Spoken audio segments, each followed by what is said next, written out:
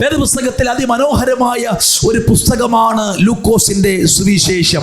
വൈദ്യനായ ലൂക്കോസിനാൽ എഴുതപ്പെട്ട ഒരു പുസ്തകമാണ് ലൂക്കോസിന്റെ സുവിശേഷം. ലൂക്കോസ് എന്ന് പറയുന്നത് യേശുവിന്റെ 12 ശിഷ്യന്മാരിൽ പെട്ട ഒരു വ്യക്തിയല്ല. പക്ഷേ അവൻ 70 പേർ, അയക്കപ്പെട്ട 70 പേരുടെ കൂട്ടത്തിൽ ഉണ്ടായിരുന്ന ഒരു ശിഷ്യനായിരുന്നു എന്ന് ചരിത്രങ്ങൾ പഠിപ്പിക്കുന്നു.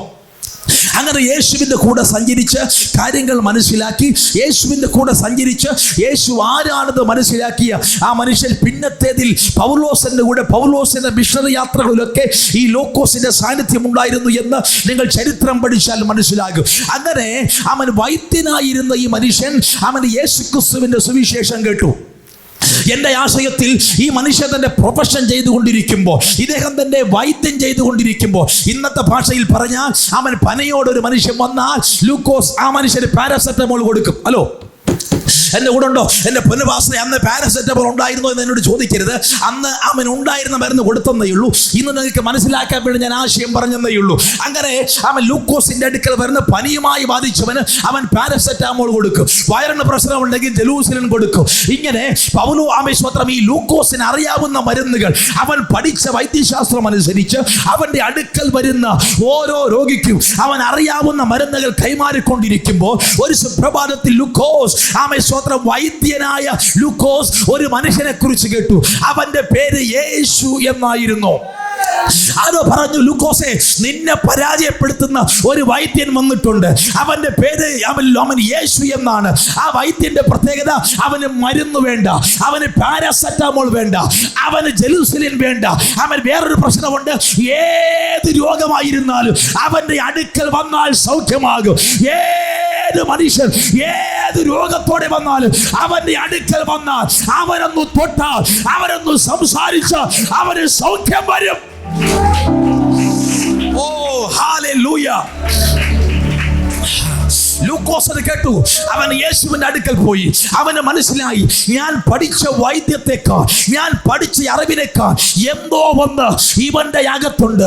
ലൂക്കോസിന് മനസ്സിലായി, എന്റെ വൈദ്യശാസ്ത്രത്തിന് പരിമിതിയുണ്ട്, എന്റെ മരുന്നുകൾക്ക് പരിമിതിയുണ്ട്. എന്നാൽ ഇതാ ഒരുവൻ വന്നിരിക്കുന്നു. അവൻ സാക്ഷാൽ ദൈവത്തിന്റെ പുത്രനായി, വചനം ജഡമായി ലോകത്തിൽ ഇറങ്ങി വന്നവൻ. ഇതാ അവൻ പറയുന്നു, അവൻ സ്വന്തം ഭാരമുള്ളവര്, നിരാശയുള്ളവര്, കണ്ണുനീരുള്ളവര് എന്റെ അടുക്കൽ വരട്ടെ. ഇന്ന് പകൽ നീ നീ വിശ്വസിക്കുന്ന ഏത് മനുഷ്യനും പരിമിതിയുണ്ടാകാം. നിന്റെ വൈദ്യത്തിന് പരിമിതിയുണ്ടാകാം, നിന്റെ മെഡിസിന് പരിമിതിയുണ്ടാകാം. എന്നാൽ ഇന്ന് പകൽ ഞാൻ പ്രസംഗിക്കുന്ന യേശുക്രിസ്തുവിന് പരിമിതികളില്ല. ഞാൻ വൈദ്യശാസ്ത്രത്തെ ബഹുമാനിക്കുന്നു, ഞാൻ ഡോക്ടർമാരെ നഴ്സുമാരെയും ബഹുമാനിക്കുന്നു. എന്നാൽ ഒരു കാര്യം എനിക്കറിയാം, അവൻ പൈസ കൊടുത്ത് മേടിക്കുന്ന ഏത് വൈദ്യശാസ്ത്രത്തിന്, ഏത് മരുന്നിന് പരിമിതികളുണ്ട്. എന്നാൽ ഇന്ന് അവൻ പകൽ വചനം ജഡമായി ഈ ലോകത്തിൽ ഇറങ്ങി വന്ന ഒരു മനുഷ്യനുണ്ട്. അവന്റെ പേര് യേശു എന്നാണ്. അവന് പരിധികളില്ല, അവന് പരിമിതികളില്ല.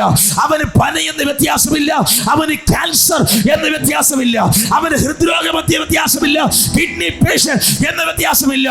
ഏത് രോഗമായിരുന്നാലും വിശ്വാസത്തോടെ അവന്റെ അടുക്കൽ പോയാൽ ഇന്ന് പകൽ ഞാൻ വചനമയച്ച് സൗഖ്യമാക്കുന്ന യഹോവയാകുന്നു എന്ന് പറഞ്ഞ അതേ ദൈവം നിന്റെ അകത്ത് ആ സൗഖ്യത്തിന്റെ ശക്തിയെ ഈ പ്രഭാതത്തിൽ കൈമാറാൻ പോകുകയോ. വിശ്വസിക്കുന്നവരുണ്ടെങ്കിൽ കരമടിച്ച് ഈ ദൂതനെ സ്വീകരിച്ചോ. മാറാത്ത ഏത് രോഗവും, ഒരു വൈദ്യശാസ്ത്രത്തിന് സൗഖ്യമാക്കാൻ കഴിയാത്ത ഏത് രോഗവും യേശുവിനാൽ സൗഖ്യമാകും. അവനാൽ സൗഖ്യമാകും, യേശുവിനാൽ സൗഖ്യമാകും.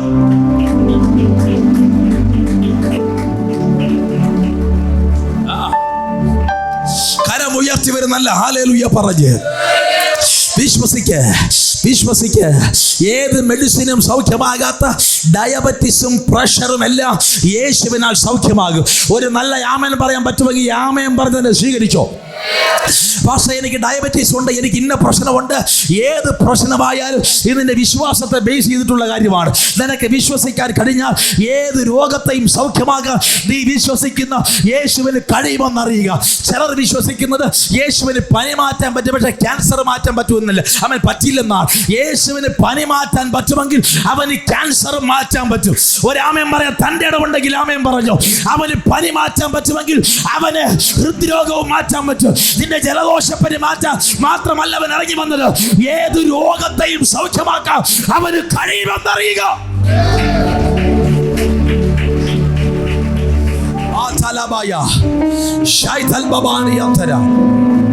കരമുയർത്തി വരുന്ന നല്ല ഹല്ലേലൂയ പറ. നിങ്ങൾ എന്നോട് ചോദിച്ചാൽ 100 കണക്കിന് സാക്ഷ്യങ്ങളെ എനിക്ക് പറയാൻ പറ്റും. പക്ഷേ ആ സാക്ഷ്യം നിങ്ങളിൽ അത്ഭുതം ജനിപ്പിക്കത്തില്ല.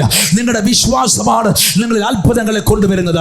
ഇന്ന് പ്രഭാതം നിനക്ക് വിശ്വസിക്കാൻ പറ്റിയ ഏത് മാരക രോഗത്തിന് നീ അടിമയായിരുന്നാൽ, ഏത് മാരക പ്രശ്നങ്ങൾ നിന്നെ ഇന്ന് പകൽ അലട്ടുന്നുണ്ടെങ്കിൽ, ഇന്ന് പകൽ നീ കേൾക്കുന്ന ഈ ദൈവവചനത്തിന്റെ ശക്തിയോ നിന്റെ അകത്ത് ആ സൗഖ്യം ഇന്ന് പ്രഭാതത്തിൽ വെളിപ്പെട്ടു വരാൻ പറയോ.